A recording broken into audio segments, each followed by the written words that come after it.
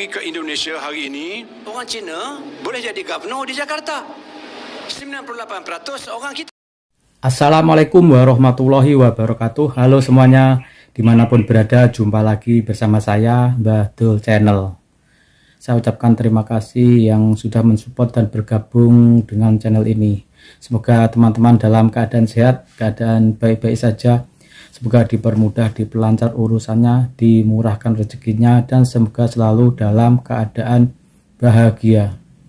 Oke teman-teman, dalam perjumpaan ini saya mau mengulas sebuah video yang diunggah oleh channel The Wanderer, teman-teman. Di sini menyebutkan tokoh penting Malaysia mengakui kemajuan bernegara yang ada di Indonesia.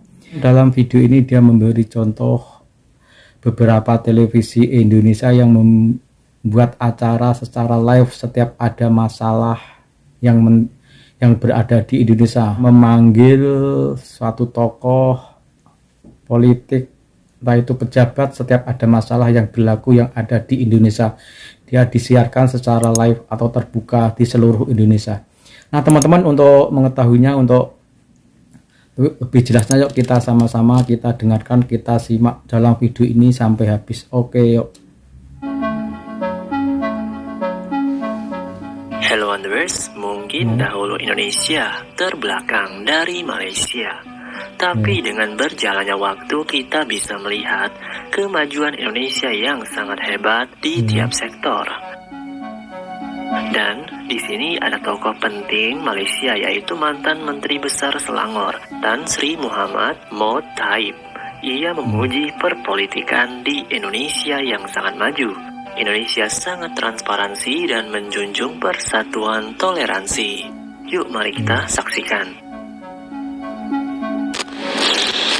Saya minta tuan-tuan dan puan-puan ya, kalau pergi ke Indonesia hari ini,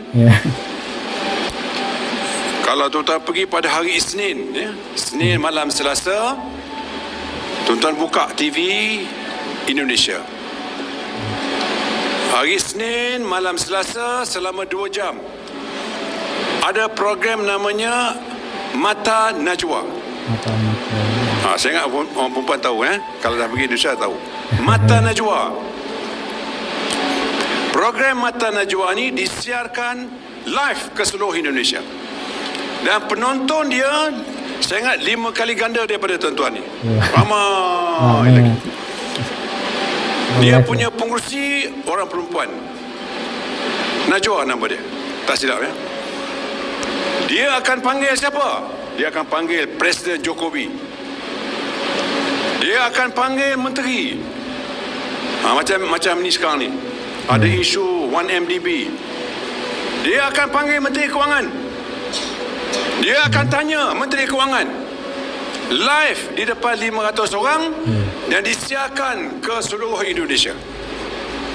Dia soal selama 2 jam. Tuan-tuan, 2 jam orang bawah bersoal.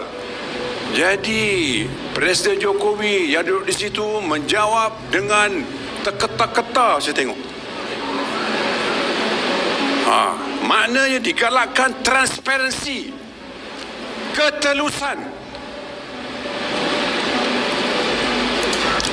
Selain daripada Mata Najwa, ada lagi satu program TV juga namanya Indonesian Lawyers Club. Indonesian Lawyers Club. Yang tadi Mata Najwa. Ini boleh di Google tuan-tuan. Kalau tuan-tuan ada Wi-Fi 4G ke, sekarang boleh buat. Mata Najwa buka, ada beratus-ratus rakaman dia buat. Jokowi dengan Ahok. Saya suka tengok Jokowi dengan Ahok. Jokowi gubernur di Jakarta dulu, Ahok timbalan gubernur di Jakarta. Masa itu dia gubernur lagi di Jakarta, Jokowi. Disoal oleh Mata Najwa ni.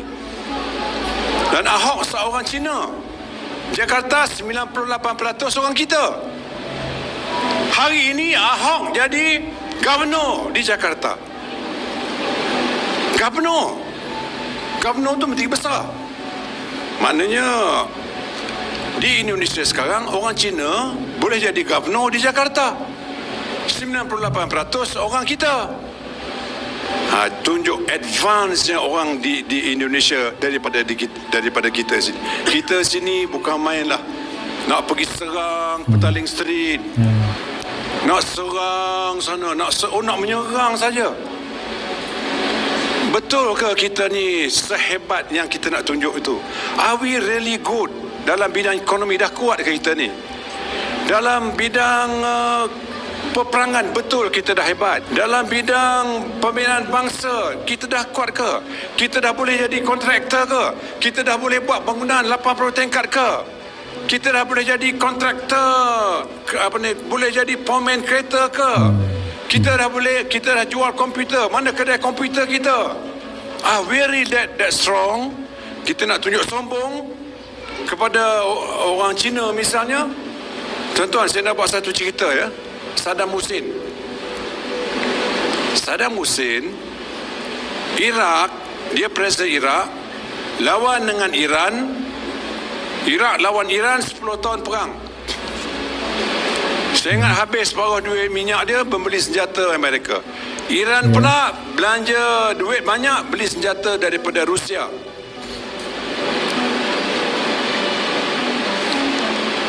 Habis perang, tak ada siapa menang. Iraq pun tak menang, Iran pun tak menang.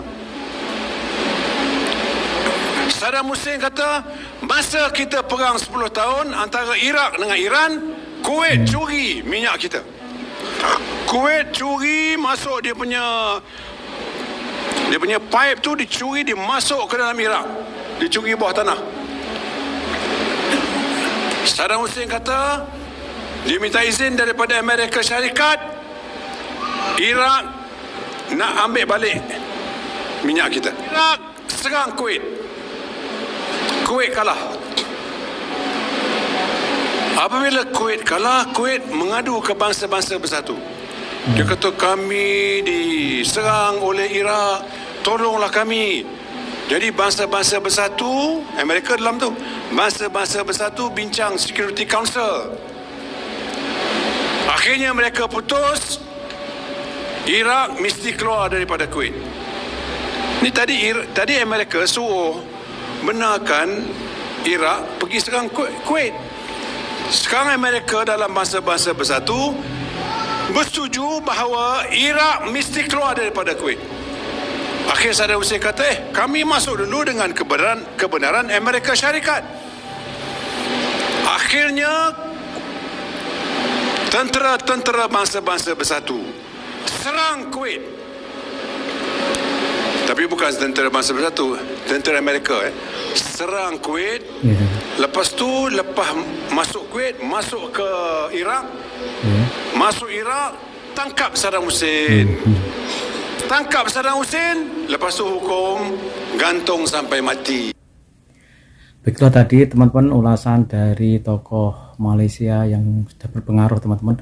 Dia menceritakan kemajuan berpolitik atau bernegara di Indonesia, dan dia memberi contoh, yaitu Ahok adalah orang minoritas Cina di Indonesia yang bisa menjadi gubernur. Dia menganggap Indonesia sudah berubah, sudah terbuka dalam berpolitik, teman-teman.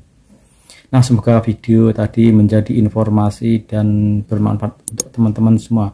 Terima kasih yang sudah menonton dan sudah subscribe. Yang belum subscribe, silahkan subscribe biar bisa mengikuti video-video saya berikutnya. Oke, saya minta undur diri. Wassalamualaikum warahmatullahi wabarakatuh.